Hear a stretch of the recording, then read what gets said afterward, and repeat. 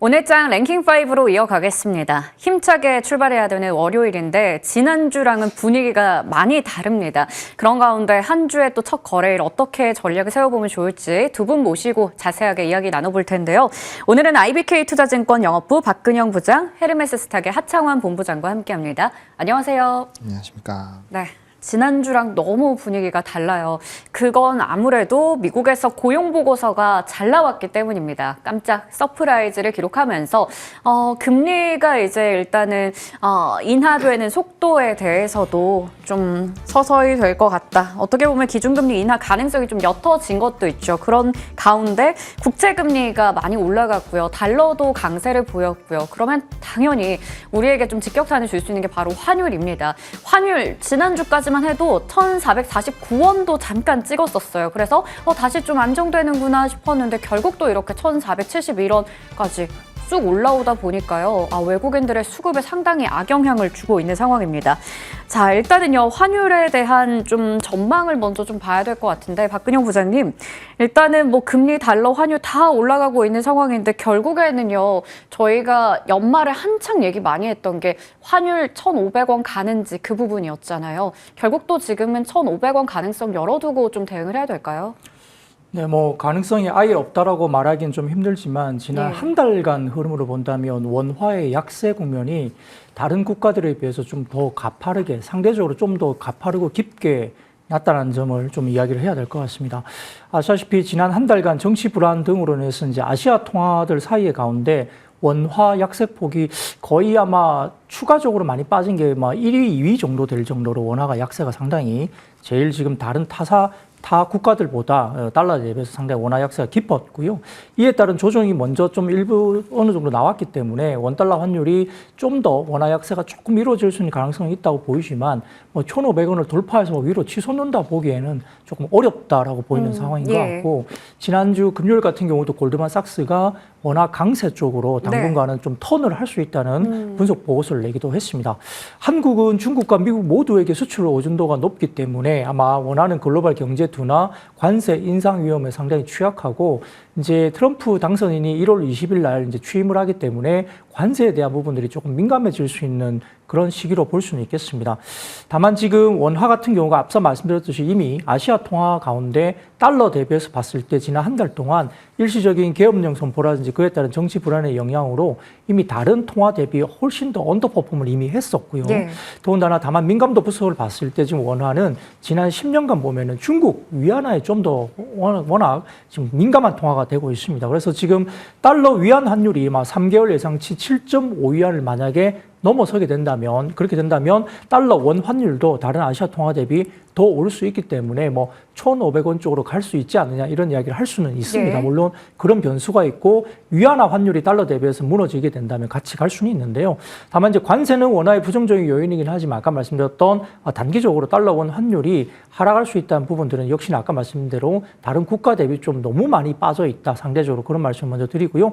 국내외 은행들의 달러 차입 한도 변경이라든지 그다음에 한국은행과 국민연금 간의 외환 스와프 한도 상향, 그리고 국민연금의 전략적 해지 비율 확대, 이런 것들이 이제 일단은 기술적으로 들어올 수 있는 부분이라서 아마 방어적인 요인도 일부 있을 수 있다는 점, 이 부분 때문에 단기적으로 원화가 아마 좀 더 약세 국면이 있을 수 있는 부분이지만 그 폭이 뭐 1,500원을 뚫고 넘어가서 엄청나게 튀어오른다 보기에는 좀 어려운 국면이지 않을까. 그래서 아마 조금 어느 정도 좀 안정을 찾는 부분이 좀 보인다고 한다면 원화가 다시 뭐 1,400원대 중반 정도까지 좀 틀어줄 수 있는, 지난주에 그런 자리가 나왔었기 때문에 일정 부분 그런 부분에 대한 원화 강세 병행이 가능하다 보일 수 있겠고, 참고적으로 지금 이번 뭐 1월달 접어들면서 이제 국내 같은 경우에는 금리 인하에 대한 이슈가 좀 있을 수 있습니다. 이것들이 또 변수가 좀 될 수 있고, 미국은 뭐 금리 동결로 일단 갈 가능성이 높기 때문에 이러한 각 국가의 어떤 뭐 금리 인하와 동결에 대한 변수도 일정 부분 환율에 영향을 미칠 수 있다는 점도 좀 지켜봐야 될 것 같습니다. 네, 당분간은 원화 약세가 좀 불가피하다라고 말씀해 주셨습니다. 하지만 그럼에도 불구하고 1,500원을 돌파하는 정도까지 가진 않을 것이다. 다시 또 한 번 안정화를 찾는 움직임이 나타날 수 있다고 얘기해 주셨는데요. 그 가운데는 우리가 또 지켜봐야 되는 일정 있죠. 한은 금통위 언급을 해주셨는데 그 부분에 대해서 이야기 좀 더 해보겠습니다. 일단은 시장에서는 3연속 인하 가능성을 가장 높게 보고 있긴 합니다. 지난번에 이어서 또 인하할 것이다. 하지만 이번에 또 미국에서의 움직임을 봤을 때는 미국의 금리 인하가 좀 더뎌진다라고 봤을 때 우리도 동결을 하지 않을까라는 일각에서 그 시각도 얘기가 나오고 있잖아요. 그러다 보니까 인하가 될지 아니면 동결이 될지 이것도 좀 궁금하고요. 그리고 금통위를 전후로 해서 증시나 수급의 방향도 중요할 것 같습니다. 하정원 본부장님 좀 어떻게 전망하세요? 일단은 금통위 같은 경우는 저는 개인적으로 예. 좀 대세의 이론이 인하를 하지 않겠느냐 인하, 예. 네, 이렇게 생각을 하고 있습니다. 그 이유가 최근에 우리나라 경기에서의 소매 판매 그리고 이제 어려운 그런 상황들을 봤을 때 대응을 하지 않고 과연 내수에서의 흐름을 버텨낼 수 있겠는가에 대한 고민을 좀 해봐야 됩니다. 사실상 좀 어렵지 않을까라고 보고 있고요. 현재 시점이 코로나19 때보다 오히려 더 폐업률이 높은 상황이고 이제 소득과 가처분 소득도 상당히 떨어지고 있습니다. 게다가 최근에 이제 나오고 있는 전망치는 수출 쪽에 대한 기업들의 전망치도 굉장히 안 좋게 보고 있죠. 그렇기 때문에 현재 시점에서는 좀 대응을 하지 않을까라는 부분이 있고, 물론 좀 의견이 팽배한 부분에 대한 설문조사도 있기는 한데, 그건 이제 말씀해 주신 것처럼 미국 쪽에서 동결을 했을 때 우리도 뭐 동결을 할 수도 있지 않느냐라고 생각을 할 수 있는데, 일단 저는 내수 쪽으로 보면은 대응을 하는 것이 일단은 좀 맞지 않을까라고 보여집니다. 그래서 뭐 뚜껑은 열어봐야 되겠지만 어쨌든 그 흐름으로 보셔야 될 것 같고요. 그다음에 이제 금통위보다는 저는 이번 주는 PPI, CPI가 더 중요할 것 같아요. 네, 그래서 거기에 따른 변동성이 결국에는 우리나라 영향에 좀 크게 지금 영향을 주고 있기 때문에 약간 이런 거죠. 지금 우리나라 같은 경우는 사실 이제 MSCI 신흥국 지수와 한국 지수에 따라서 패시브 수급이 많이 들어오고 있는 상황인데, 최근에 이제 올해 수급 1등을 보시면 삼성전자랑 하이닉스가 제일 많이 들어왔고, 이제 조 단위로 좀 들어왔습니다.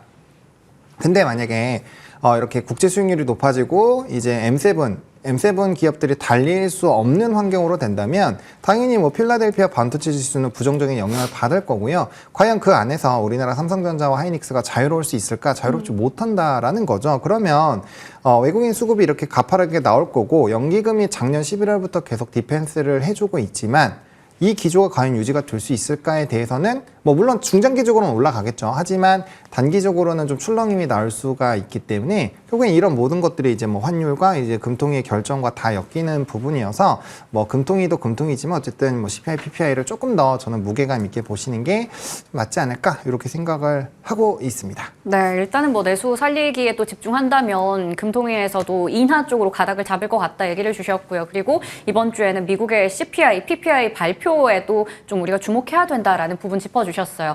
자, 그렇다면 일단은 전반적으로 환율 올라가고 전체적으로 이런 일정들도 체크하는 이유가 외국인들의 수급 때문입니다. 지난주에 외국인들이 정말 꾸준히 사들이면서 시장도 함께 잘 갔었는데 이번 주는 첫 거래일부터 너무나 무섭게 팔고 있죠. 현선물 시장 합쳐서 1조 2천억 원 벌써 매도가 나오다 보니까 계속 이제는 또 파는 쪽으로 방향을 잡은 것인지, 그렇다면 지수는 더 떨어진다 이렇게 봐야 될지.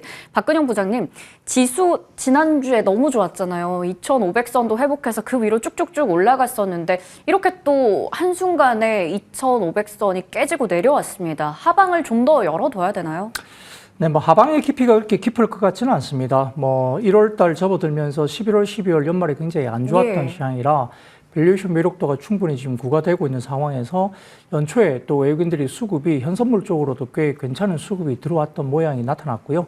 거기에 따라서 약간의 되돌림은 역시 주말 사이에 미국의 경기 지표가 너무 좋게 나오다 보니까 금리 인하에 대한 경로가 좀 약해지고 있고, 올해 뭐 많게는 2회, 좀 약하게는 올해 1회 정도로 금리 인하 경로가 상당히 보수적으로 변하고 있다는 점 때문에 상당히 좀 그런 부분들이 역시 환율이 또 튀어오르면서 외국인들이 조금 일부 매도를 하고 있는 모습도 보입니다. 그래서 연간 단위로 1월만 놓고 본다면은 뭐 플러스 마이너스 지켜봤을 때 그렇게 외국인들이 집중적으로 팔고 있다 보기는 좀 어렵고요. 연초에 꽤 많이 사들어온 점이 있기 때문에 여기에 대해서 일부 좀 되돌림이 약간 나타난다 보이면 될 것 같고, 기술적으로 2,500포인트가 일단 무너지긴 했습니다만, 예를 들어서 지난번 연말쯤에 이야기됐던 코스피 기준 2,520에서 2,540포인트가 저항선이었어요. 예. 상당히 중요한 어떤 그런 변곡점이 됐던 자리인데, 그 부분을 일단은 지난주에 좀 글쎄요, 뭐 매물 소화 과정을 좀 벌이는 듯 하면서 횡보를 했거든요, 그 자리에서. 그게 이제 돌파가 됐으면 좋았는데, 오늘이나 이번 주 접어들면서 약간의 좀 조정이 나오고 있기 때문에,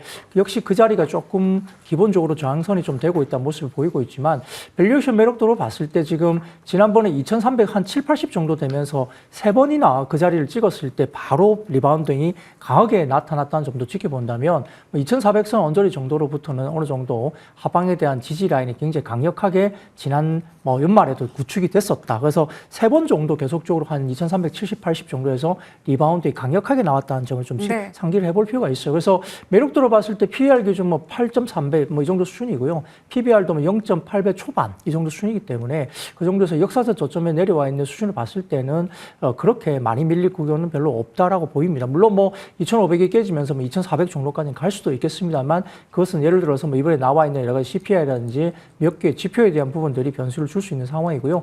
리바운딩이 나오고 간다면 아까 말씀드렸던 2,400이 간다 하더라도 다시 한번 2,520, 40 이 정도 수준의 저항선을 뚫고 종가 기준 2,540 정도를 뚫어준다면은 추가적인 레벨업이 충분히 갈 수 있는 부분인데, 역시 이제 환율이 1,400원대 중후반까지 올라와 있기 때문에 수출주 중심으로 지금 보면은 경동나비에 이런 어떤 보일러 관련주라든지 일부 달러 관련된 수출 관련된 어떤 업황에 대해서 긍정적으로 바라보는 업황들은 또 꽤 괜찮은 모습이 나옵니다. 다만 이제 오늘 같이 시장이 조정을 받고 있는 상황이기 때문에 테마성 종목이 주로 많이 움직이고 있는 시장이긴 합니다만, 정상적으로 봤을 때 수출 지표에 관련된 부분들이 좋다고 한다면 최근에 일부 또 화장품주도 꽤 괜찮거든요. 네. 갑자기 또 올라오기 시작하고, 최근에 또 조선주가 오늘은 조정을 받고 있지만 조선업종이 업황과 더불어서 수출 지표 관련된 부분, 그리고 전력기기라는 이런 쪽도 현대일렉이나 등등 했을 때 수출 관련된 섹터들은 꽤 호실적, 수출과 관련된 달러 베이스로 호실적에 대한 이슈가 생기면서 꽤 올라온 부분이 있기 때문에, 이러한 업황이 전개가 좋게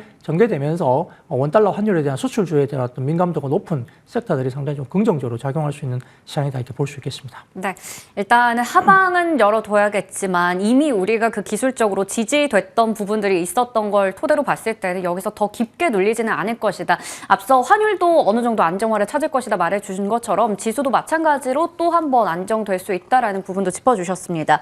자, 그리고 그 안에서도 우리가 또 집중해야 되는 수출주들도 언급해 주셨는데요. 하나씩 섹터들 이제 이야기해 보겠습니다. 반도체 수출이 좋습니다. 거기다가 지난주에는 정말 이제 새해 들어서 외국인들이 반도체 쪽을 적극적으로 매수를 했죠. 외국인들이 1조 5천억 원 정도를 거의 담는데 거기서 반도체 비중 상당했다고 하잖아요. 워낙에 반도체가 잘 가다 보니까 지수도 함께 휠 받았던 건데, 미국에서 금요일에 반도체주들이 다 약세를 기록하면서 필라델피아 반도체 지수도 떨어졌습니다. 그러다 보니까 우리 빅2도 오늘 영 힘을 못 쓰고 있는 상황인데요. 자, 그러면요. 일단 뉴스 자체가 반도체에 대해서 안 좋은 게 나온 건 아니거든요. 하지만 전반적으로 그 글로벌 반도체주가 약세를 보이고 오늘 일단 수급이 너무나 안 좋다 보니까 그런 것인지, 하차원 본부장님, 지금 반도체주에 있어서는 지난주랑 이번 주가 다른 게 딱 외국인 수급인 것 같습니다. 그래서 단기적으로 오른 데 따라서 잠깐 눌리는 건지 너무 걱정할 필요는 없는지, 오늘의 빅2 하락 어떻게 보셨나요? 이거는 이제 앞서 말씀드렸던 그 매크로 지표와 예. 상당히 좀 연관성이 있다라고 보시면 될 것 같습니다. 만약에 CPI, PPI가 화요일, 수요일 이렇게 나오는데, 만약에 예상치 상회를 하고, 네. 이제 좀 부담스러운 부분이 꽤 많아요. 주간 실업 청구 건수도 꽤 강하고요. 그래서 고용이 어쨌든 뜨거우면 인플레이션이 야기가 될 확률이 높고, 그러한 상황이 생기면 거기다 플러스 알파로 물가 지표가 좀 부담스럽게 나오면 금리 시그널은 지금 9월 달 이후로도 지금 스토리가 나오고 있거든요.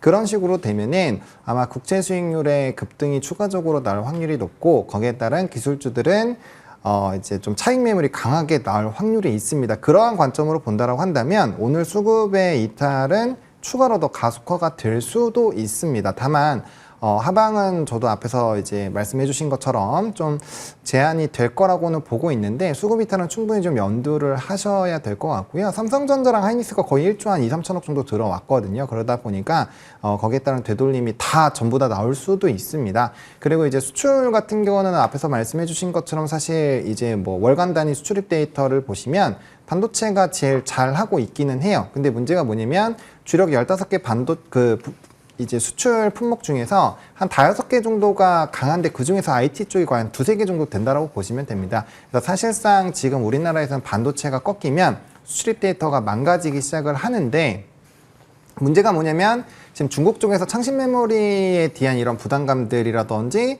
뭐 기타 이제 뭐 TSMC부터 시작을 해서 다른 쪽에서 이제 뭐 HBM 쪽에서도 이제 저단은 또 생산한다 이런 기사들이 또 나오고 있어요. 그러면 가격 경쟁이 좀 나올 수가 있고요. 물론 긍정적인 이슈도 있습니다. 이고환신에 따라서 IT 수요에 대한 확대도 있고요. 또 이제 뭐 엔비디아발 멘트도 그렇고 또 캐펙스 수적 확대도 그렇고 긍정적인 요인도 많은데 일단 지금 기본적으로 우리나라 반도체 스탠스는 1분기부터는 실적이 굉장히 안 좋아지는 거거든요. 그래서 1분기, 2분기까지 실적이 톤 다운이 될 확률이 높은데 지금 상황에서 이런 대외적인 매크로적인 부분까지 부담이 되면은 사실상 조금은 더 시간이 걸릴 수는 있을 것 같습니다. 근데 그렇다고 해서 이 두 회사들의 이런 뭐 포지션을 바꿀 필요는 없다라고 보고 있는데 뭐 대신에 하이닉스는 단기적으로 주가가 꽤 올라왔으니까 아마 20만 원 전후로 해서 지금 19만 5,400원인데 20만 원 전후로 좀 차익이 나올 거고 또 주가의 되돌림이 나올 것 같고요. 삼성전자는 뭐 빠져도 5만 원 전후이지 않을까 싶습니다. 그래서 삼성전자와 하이닉스 둘 다 모아가는 전략으로 접근을 하시되 하이닉스는 단기적으로 오른 게 있으니까 좀 차익이 나오게 됐을 때는 하방이 좀 더 크게 나올 수 있다. 이 정도만 조금 더 체크를 해보시면 좋을 것 같고 대신 하반기까지 끌고 간다라고 보시면은 저는 반도체 계속 사야 된다고 생각하고 있습니다. 네, 중장기적으로 봤을 때는 여전히 눌렸을 때마다 담아야 된다, 매력이 있다라고 얘기를 주셨습니다. 먼저 반도체 빅2에 대해서 이야기를 좀 나눠봤고요. 오늘 반도체 섹터 전반적으로 하락하는 가운데 좀 낙폭이 두드러지는 게 바로 에이직 반도체, 시스템 반도체 쪽이 되겠습니다. 이쪽도 어떻게 보면 CES 2025에서 워낙에 그 HBM이 주인공처럼 온갖 스포트라이트를 다 받았었죠. 그러다 보니까 최근에 브로드컴이나 뭐 에이직 반도체 관련된 이야기들이 좀 잠잠했던 것 같은데 그러한 관점에서 봤을 때는 뭔가 시장의 관심의 중심에서 좀 멀어진 느낌도 들고요. 그래서요, 박근영 부장님, 시스템 반도체 관련주들은 지금 좀 관망해야 될 때인가요? 아니면 오히려 이럴 때 좀 노려서 비중을 늘려도 괜찮을 때인가요? 네, 뭐 반도체에 대한 입장은 저도 아직 긍정적으로 접근해야 된다는 예. 기본적인 가정을 가고 있습니다. 그 에이직 반도체 같은 경우는 최근에 일반 레거시 반도체 쪽이 상당히 좀 힘들었던 구간에서 에이직 반도체 관련주는 꽤 생각보다 예. 급등을 보였습니다. 네. 그래서 뭐 최근에 들었던 뭐 AI GPU 관련주라든지 HBM 관련주라든지 에이직 반도체 관련주들은 최근 주가 움직임을 본다면 하방에서 굉장히 많이 주가들이 올라왔어요. 몇십 %씩 지금 수익을 내주고 있었던 상황이고 최근에 조금 뭐 글쎄요 조금 이렇게 우리가 슬림화해서 본다면 뭐 테크위라든지 그 다음에 PSK 홀딩스 이런 종목들 그 다음에 최근에 좀 강세를 보였던 뭐 ISC나 리노공 이런 쪽도 HBM 관련주로서 상당히 주가들이 꽤 높은 수익률을 보여줬던 모양이거든요. 그래서 주가들이 이미 바닥에서 꽤 많은 수익률을 올려준 상태에서 네. 뭐 최근에 이제 기술주에 대한 조정이 좀 나오면서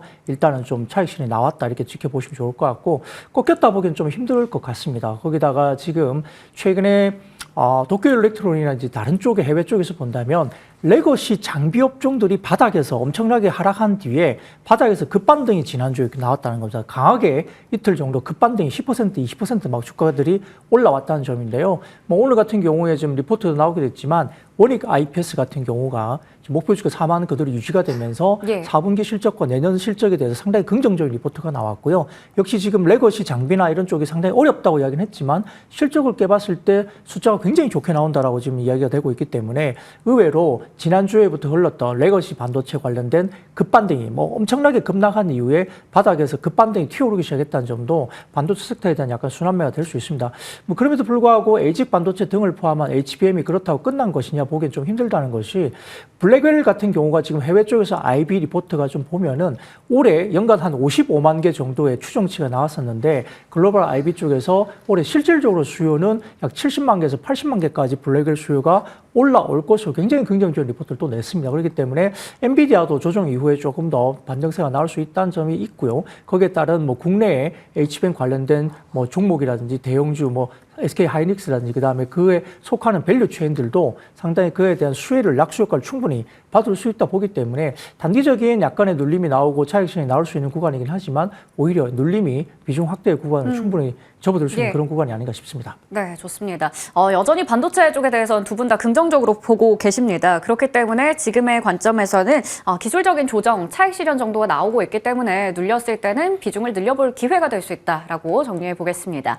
자, 그리고요, 반도체까지 이야기를 마쳐봤는데 오늘 이 LA 강풍 예보 속에서 또 산불 확산이 더 커질 것이다라는 이야기 나오면서 국내에서도 관련주들이 막 시세가 나고 있어요. 오전장부터 해서 움직였는데 지금도 시세가 여전히 꺾이지 않고 있습니다. 굉장히 하나의 또 중요한 이슈인 것 같아서 이거부터 한번 다뤄보도록 하겠습니다. 자, 일단은 앞서 오프닝에서 전해드린 대로입니다. LA의 산불이 더 확산된다라는 소식 나오면서 국내에서도 뭐 전력 설비, 공기청정기, 그리고 일부 뭐 전진 건설 로봇 같은 종목들, 재건 쪽도 함께 시세가 크게 나고 있습니다.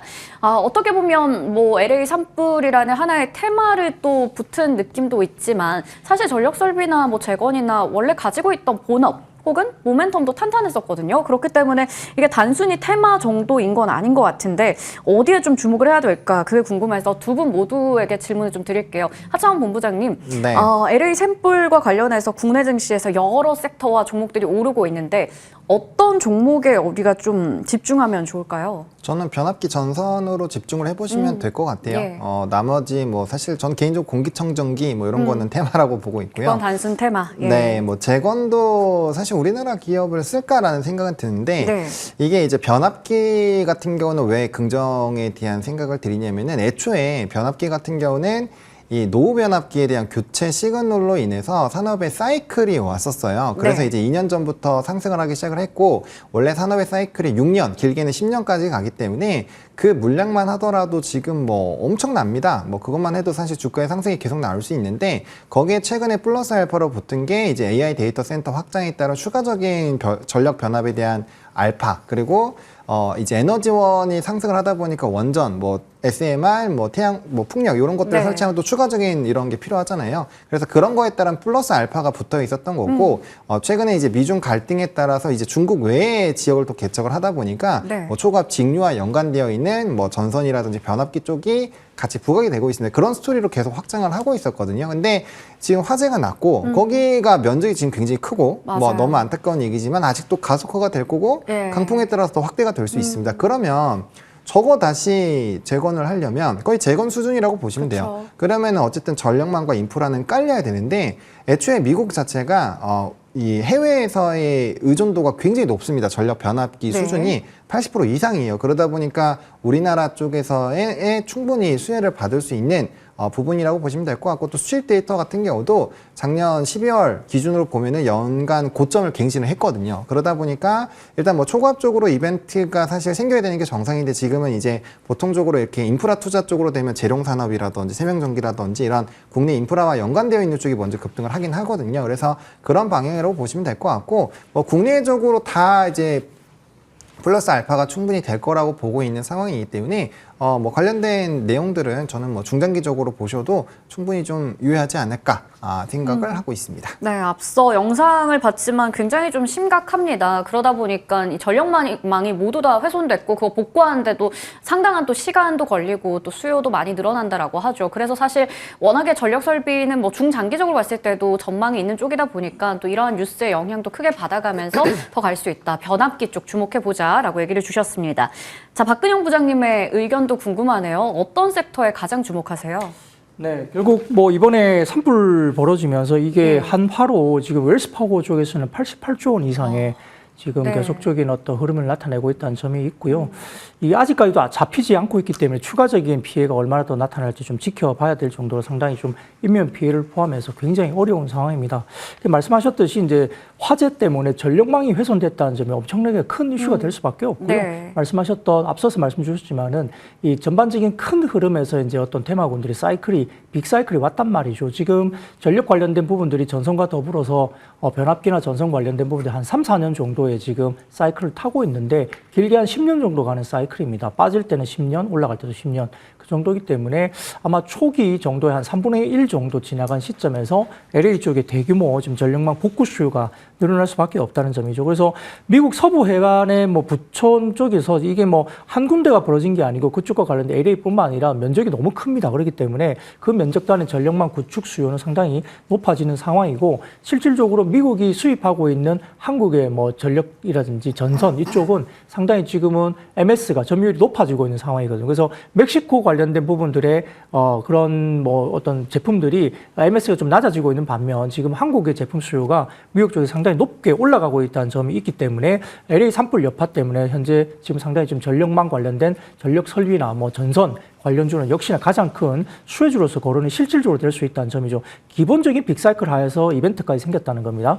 그런데 지금 이야기되고 있는 그 외에도 지금 미국 쪽에서 주요 마트에서 이제 공기 질에 대한 부분이 있기 때문에 공기청정기가 실제 품질이 예. 되고 있다고는 해요. 근데 이제 뭐 그 품절되는 공기청정기가 한국 거냐 아닐 거냐 뭐 그거는 사실 좀 체크를 해봐야 되는데 아무튼 네. 그러한 이슈가 벌어지면서 공기청정기 관련된 수요에 대한 부분 그리고 공기질이 낮아지니까 이제 지금 미국에서는 마스크를 다시 쓰라는 권고사항이 나타났고 겨울철 지금 독감상이라든지 지금 중국에 관련된 여러 가지 바이러스 이슈가 좀 나타나고 있잖아요. 네. 그러다 보니까 이제 마스크 관련주가 다시 한번 공기청정기와 더불어서 조금 더 움직일 수 있다는 점은 일단 뭐 테마성으로 분명히 말씀을 드릴 수밖에 없고요. 네.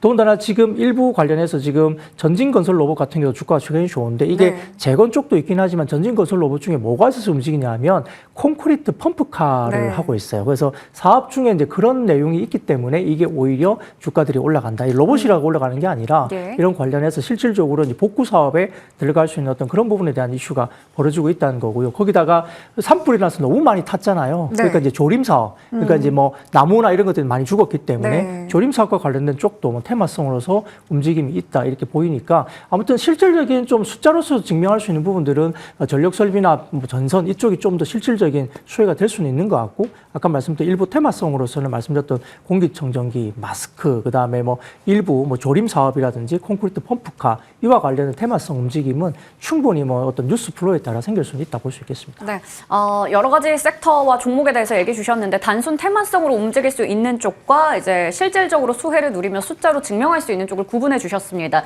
두 분 다 한 섹터 집중한다면 전력 설비 쪽으로 의견을 모아 주셨습니다.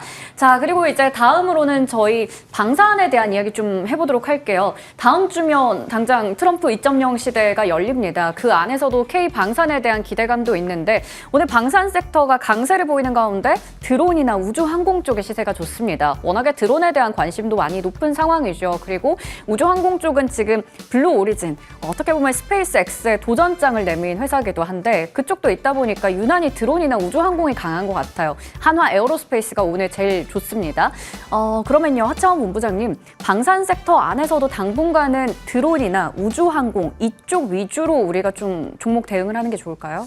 그쪽이 조금 더 강하게 움직일 수는 있을 것 같은데 네. 저는 다 봐야 되지 않을까. 방산 다 봐야 된다. 네, 그러니까 예. 뭐 예를 들면은 뭐 LG 넥슨, 현대로템 뭐 이렇게 애들 종목군들이 바라보고 있는 게 조금씩 다르잖아요. 뭐 네. 지상군도 있고 뭐 이제 대지공도 있고 네. 그런데 그쪽들은 좀 굵직한 4대 기업들은 다 보셔야 되지 않을까 싶습니다. 그 이유가 일단 떨어진 이유 자체가 이제 정치적인 리스크로 인해서 맞아요. 이제 수주에 대한 지연 이슈가 좀 불거지고 있는 상황인데 사실상 지금 유럽 지역이나 기타 지역에서 수주가 지연되기가는 저는 되게 힘들다라고 봐요. 오히려 이런 계약 조건 자체가 진행이 되는 과정에서 좀 힘겨루기를 하고 있다라고 보시면 될 것 같고 지금 무게를 채워나가야 되고요. 일본에서도 역대 최대급 방위비 하고 있고 미국도 좀 줄이기는 했지만 어쨌든 에어크래프트 쪽이 제일 높습니다. 그래서 뭐 드론이라든지 항공 쪽 계속적으로 하고 있는 상황이고 중국이랑 러시아가 높이고 있어요. 그리고 이제 나토 쪽에서도 만약에 러시아 우크라이나 전쟁이 끝나면 거기 다 방위비 다 충전을 해야 되거든요. 그렇기 때문에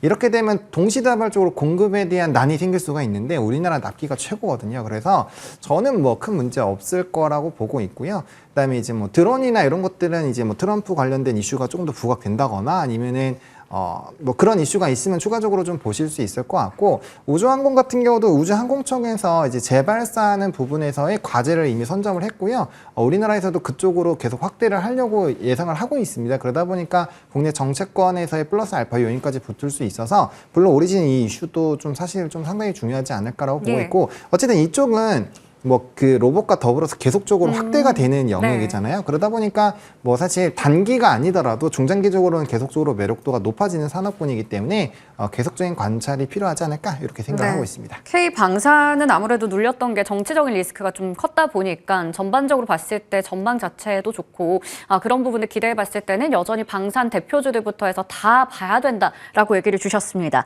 자, 그러면요. 조선주는 왜 오늘 좀 다른 것인가? 그동안 너무 잘 갔잖아요. 신고가 부근이었고 너무 잘 달리다 보니까 잠깐 이제 눌림 나오는 건지 뭐 눌렸을 때는 담아가자 이런 얘기도 많이 하던데 박근영 부장님, 미국에서 여전히 우리의 MRO 쪽에 관심을 많이 갖고 있습니다. 그 좋은 뉴스 나오는데 주가는 오늘 왜 쉬어가는 걸까요? 네, 그 좋은 뉴스가 많이 반영됐죠. 이미 주가는 뭐 신고가들이 꽤 예. 나왔었고 수출 관련된 부분에서 원달러 환율에 대한 수혜까지 이야기되면서 예. 호실적 그리고 이제 MRO 시장이 열리면 뭐 300조 시장이 열린다 뭐 이런 좋은 리포트들이나 계속적인 이야기들이 나오고는 있습니다. 뭐 앞으로 좀 더 좋아질 것이다. 그리고 지금 LNG 사업과 관련된 트럼프 정부 시대에서 상당히 강력한 LNG 수출 모멘텀 이런 것들이 있어서 특수선 그리고 고부가 같이 서는 것과 관련된 부분들의 발주가 상당히 많아질 수 있고 뭐 일본에서도 발주가 크게 나타날 수 있다. 이야기 나오면서 국내에 대한 고부가 같이 선 수주에 대한 계약 기대감이 여전히 높게 형성되고 있어서 기본적으로는 아직은 업황이 꺾였다 보기는 좀 쉽지는 않습니다. 그래서 조선주에 대한 긍정적인 리포트는 계속 나오고 있고 조선업종이 또 좋아지다 보니까 엔진 사업과 관련된 부분들에 대해서 순수 네. 조선주보다는 엔진주 이런 쪽으로 좀 더 눈을 좀 돌리는 부분이 생기고 그 외에 밑에 이제 뭐 여러 가지 조선 기자재까지 내려오는 부분인데 다만 한 가지 좀 부담스러운 것이 있죠. 지금 PBR이 벌써 PBR이 4배까지 올라왔습니다. 과거 보면은 조선업종 관련해서 PBR이 2배 이상 뭐 2배에서 3배 이 정도 가면은 역사적 고점을 형성하고 대부분 다 주가들이 빠졌던 경험이 과거에 워낙 있었기 때문에 지금 종목에 따라서 PBR이 4배까지 뭐 일정 종목들은 PBR 3배까지 조선업종이 이미 올라왔기 때문에 밸류에이션 부담감이 분명히 있는 자리거든요. 그래서 뭐 좋다 이야기가 계속 나오고 뭐 리포트가 계속적으로 커버리지를 하면서 조선업종을 계속적으로 커버를 했지만 기본적으로 굉장히 좀 부담스러운 밸류에이션 부분들은 역시나 좀 어려움이 분명히 있을 수 있다는 점이에요. 그래서 만약에 갖고 계신 분들이라고 한다면 추세가 무너지기 전까지는 아직까지 좀 더 끌고 갈 수 있는데 신규 투자자로서 조선업종을 이제 바라보신다 한다면 여기다가 큰 폭의 어떤 뭐 비중을 싣거나 그러기보다는 약간 트레이딩 형식으로 주가 많이 빠졌을 때 좀 사서 트레이딩 정도로 좀 접근하는 게 좋을 것 같고요. 조선업종에 대한 좀 비싸진 부담스러운 밸류에이션도 무시할 수 없는 국면이기 때문에 좋아지는 업황과 수출 단가, 호실적 이런 것들은 기본적인 베이스로 만약에 다시 좀 조정 이후에 리바운드에 나올 수는 있겠지만 여기서 과격하게 주가가 뭐 엄청나게 더 많이 튀어올 것이다. 보기에는 좀 제한적이지 않을까 이런 생각을 해봅니다. 네, 조선주 여전히 좋게 보일 수 있겠지만 사실 너무 많이 올랐죠. 이런 좋은 뉴스들 반영하면서 올라가면서 밸류에 대한 부담도 좀 있다라고 얘기해 주셨어요. 그런 관점에서 조선주 어떻게 우리가 또 매매 전략을 세우면 좋을지 자세하게 이야기를 주셨습니다. 오늘 또 여러 가지 이슈들 두 분과 하나하나씩 나눠봤습니다. 오늘 여기까지 듣도록 할게요. 지금까지 IBK 투자증권 영업부 박근영 부장, 헤르메스 스탁의 하창원 본부장과 함께했습니다. 고맙습니다. 고맙습니다.